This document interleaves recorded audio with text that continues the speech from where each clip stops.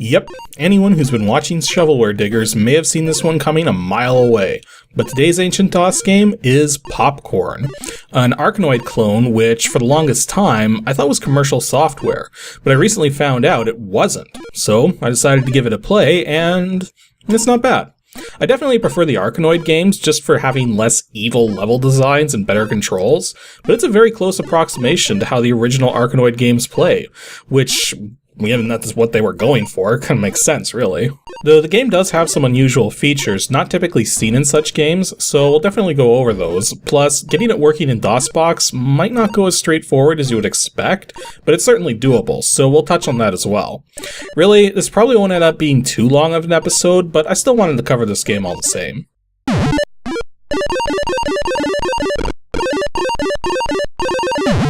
PopCorn was created and released by the two-man French dev team once known as Lacral Software in 1988. The word Lacral being an amalgamation of the two creators' last names, Christophe Lacaze and Frédérick Raynal. Although, if that second name sounds familiar, he's actually one of the people who founded Adlin Software, the company behind the Twinsen games, one of which I've covered so far, and the other of which I still need to get to eventually. The PopCorn is a 1 to 9 player breakout clone. Yeah, seriously, you can have up to 9 people taking turns playing this thing, and the game actually remembers the state of the boards for each player, which is pretty crazy considering it's an old CGA title. However, it does only support the 320x200 4-color CGA mode for graphics, and only supports PC speaker sound. As for its current release date, this was actually pretty confusing, but I did ultimately figure it out. A big part of the confusion is that the game has never really shown up on any legitimate download sites, only abandonware sites, so that alone made me think it was commercial software. But after getting a copy of it, I read the documentation which said it was in the public domain, but then also said not to use it commercially and has a copyright present, but then the documentation isn't the game itself and cannot take the place legally of what the game itself states. And if you let the game run long enough on the title screen, the robot at the bottom right starts showing a lot of various messages, and one of them clearly states that the game is freeware. So for all intents and purposes, the original game is under copyright, but it's freeware, so distributing it without commercial gain should be perfectly legal. But you'll notice I've also got the commercial tag on it. Now, Frédérick Raynal is the current rights holder for the game, and while he has modernized Flash and PC versions available for free on his website at www.ludoid.fr, he's also made mobile ports for Apple and Android devices. And those are not free, though they're pretty cheap. The modernized versions have an English language option, enhanced sound effects if desired, though the original sound effects can be selected as well.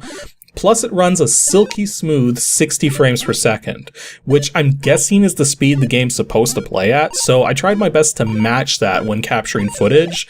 Though I tried a couple different settings while capturing footage, so you may see some slight speed differences as you watch this video. I should also quickly mention that PopCorn is also included as a bonus on the CD for some of the releases of Little Big Planet 2, aka Twinsen's Odyssey. I say some because, much to my surprise, that did not include my copy. Then again, I have the jewel case only release, which is probably a part of it, but I find it strange that effort would have been taken to remove this extra feature. Though given the fact that some copies of Duke Nukem 3D don't include the original 2 Duke Nukem games, I guess I shouldn't be too surprised. The PopCorn starts by having each player enter their name. When all players have entered their names, you simply enter a blank name and the name entry is concluded. This method for entering names with multiplayer games on the PC was actually pretty common in the 80s, so it's no surprise to see it here. The gameplay itself takes place over a total of 50 levels, and as you would expect, the goal of each level is to simply break all the bricks. Now, as with Arkanoid, various enemies can show up to disrupt the travel of the ball, and the bricks can drop power-ups, referred to as panels in this game, of which there's quite a few variations, though given the CGA color, you have to pay careful attention to the letters to make sure you're grabbing the stuff you want. Now, the paddle controls and collision detection are sort of typical for this kind of game, but there are some oddities to keep in mind. For instance, Arkanoid was only able to move the ball in 12 different directions, and the angle the ball bounced off of the paddle at depended solely on what part of the paddle the ball hit. Further to the left, the more leftward the ball would go. Further to the right, the more rightward. Here in PopCorn, the ball is not limited to 12 directions. It can move in any direction, and the paddle performs almost exactly as you would expect. Except, if the ball hits roughly the middle of the paddle, it'll simply bounce off with the same horizontal and vertical momentum it already had. The area of the paddle which counts as the middle is actually pretty sizable, so getting the ball to deflect at mostly vertical angles can be pretty challenging. The other thing to keep in mind with the paddle physics is that it's very possible to miss the ball if you move the paddle too fast, as only the edges of the ball can collide with the edges of the paddle. Thus, it's very possible to cause the ball to phase into the paddle if the ball passes the vertical level where it would have hit the top of the paddle, as well as the side, in the same frame. I should also point out that if the ball is below the middle of the paddle when it hits the paddle, it'll not bounce back upwards, but it will still bounce, so you really don't have a lot of leeway. Now thankfully the paddle's a respectable size and controls very smoothly with the mouse, so most of the time, when you miss the ball, it'll be your fault, not the game's. But that's not to say the game's completely innocent in this regards. The bricks themselves come in your basic varieties of regular, multi-hit, and completely immune to damage. But there's a few unusual brick types too. For instance, teleporting bricks warp your ball to another teleporting brick on the playfield. Whether this is random or follows a sequence, I wasn't really able to figure out. But once the teleport is performed, it locks all of the other teleports for a moment before another teleportation can occur. There's also a kind of brick which attaches a parachute to the ball on contact, causing the ball to gently fall through everything back towards the paddle, and must be caught or it'll fall right off the screen. The power-ups are what make the game even more curious, though. You'll see 3 of them pointed out on the status bar, F, V, and M, and there's quite a few more beyond those. Now, any of the normal bricks can have a power-up, and up to 3 power-ups can be falling down the screen at a time. The power-up panels, though, mostly move pretty slowly, so it can be a little disorienting when trying to figure out if you have time to catch one or need to attend the ball instead. The best strategy here is to just try and keep the ball near a falling power-up if you want to catch it. As for the power-ups themselves, it's not hard to figure out some of them.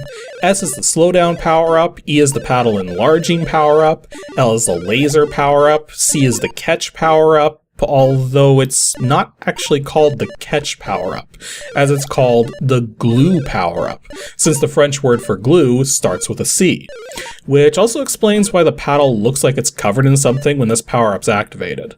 Now, before I go on, I should also note that any power-up which changes the state of the paddle itself will be cancelled anytime you pick up any other power-up, so keep this in mind in case you have a laser or glue power-up that you don't want to lose. Next we have the T power-up, which splits the ball into 3. Now if you're playing the modernized version, the ball limit is much higher than 3, and you can end up with a ton of balls in play. But in the original game, the ball count is limited to 3, so picking up T while 3 balls are already in play won't do anything, and if there's 2 balls in play, only one of them is going to split, and it's only going to split into 2. That leaves the F, V, and M power-ups. Now the best approximation for the F power-up is a force field, as it creates a barrier at the bottom of the screen preventing any balls from being lost for the duration. The M power-up refers to the monsters that are flying around the screen, as when the M is acquired, all monsters become frozen in place, which also prevents more from coming out onto the playfield from the gates on the side. The V, on the other hand, is a callback to Arkanoid, as the paddle in Arkanoid was called the Voss, and thus if you pick up a V, it counts as an extra life. You also get an extra life for every 20,000 points that you get. Though there are 3 more power-ups, which are much more unusual, and kinda not power-ups in a way. The I power-up is an inverter. It causes the vertical motion of all balls to invert, so if a ball is heading downwards, it'll go up, and if it's heading upwards, it'll go down. This is an immediate effect, and can sometimes be good, but sometimes not. And just like any other power-up, it cancels out paddle effects, which can actually be even more confusing, since when you pick up a power-up while the paddle is morphed, the paddle has to go back to normal first before the power-up you picked up will activate. So you always have to keep this delay in mind whenever you're getting something like a force field or something. If the paddle is already in a normal state, power-ups will activate immediately when you get them. The A power-up stands for annul, and is actually one you want to avoid, most of the time at least, since, as you might guess given its name, it cancels out all active power-up effects, and that includes slowdowns. The only time you would ever want to pick one of the A power-ups up is if you don't have any other power-ups active, since in that case, you're still going to get the points for collecting it as you would any other power-up. And the last power-up you can find is a plus symbol. Now, this one's pretty unusual. It pauses the state of the level and morphs the playfield to represent a tunnel leading into the next level. And if you can get the ball through the tunnel, you move on to the next level. If you lose the ball, you don't lose a life, but instead return to the level you were on, back in the same state you left it in. This likely ties in with the fact that the level skips in Arkanoid were not instantaneous either, as the player had to move the paddle into an open gate to proceed when they picked up a level skipping power-up. Last thing to mention is that the original game actually came with a level editor, so you could make your own sets of levels. It's also based on the idea of having function keys on the side of the keyboard, as evidenced by how you place bricks directly using the F1 through F10 keys, and remove bricks with the spacebar. It takes a little getting used to with a normal keyboard nowadays, but it otherwise works as you'd expect. Though with the special TV bricks, you can only place one set of them in any level, and they always appear in a 2x3 pattern, since hitting them reveals a very small animation based on whatever level you're on. Overall, PopCorn is fun, albeit a bit frustrating at times, mostly due to some of the included levels just being downright evil, with level 39 in particular being borderline impossible, and designed in such a way that you have to succeed at it twice. The game's not being evil though. It can at times get a little too easy, mostly thanks to the force field power-up and how long it lasts without any penalties. In fact, most breakout games with a barrier power-up of some sort will often either have a penalty for using the barrier, will cause it to deplete on impact, or both, thus encouraging players not to use it if they don't have to. I definitely recommend checking it out though. Again, I wasn't able to find the original DOS version available anywhere except abandonware websites, so if you really want the DOS version over the modernized versions, that's pretty much your only option at the moment. But since the PC and Flash versions are free anyways, you'd only really want the DOS version if you wanted to run it on a period correct system, especially given how getting this set up in DOSBox can be a little tricky. See, if you try to run this in DOSBox, you're going to notice that the frame rate doesn't make a lot of sense, going really slow sometimes and really fast at other times. Now, there is a trick to this. You just can't use the most recent version of DOSBox. Now, this comes up on rare occasions where an earlier version of DOSBox is necessary to run a game properly, and in this case, you only have to scroll back to version 0.73, as opposed to 0.74, which has been the current version of DOSBox for quite a while now, at least in terms of the official release versions. Now, you also need to set a very low fixed cycles count. I found 300 gets it pretty close to being the same speed as in the modernized version. And also, I should point out that the PC speaker sound can glitch out under certain circumstances, such as using the game's pause feature with the escape key. So if this happens, you may need to close DOSBox and restart it to get the sound working properly again. Anywho, that's all for this episode of Ancient DOS Games. Episode 223 will be on Saturday, September 16th, and we'll be taking a look at the DOS port of one of the pioneers of the fighting game genre. Or rather, the sequel to such a game. If you think you know which game that might be, then be sure to send your guess to adg@pixelships.com, and stay tuned to see if said game is actually any decent.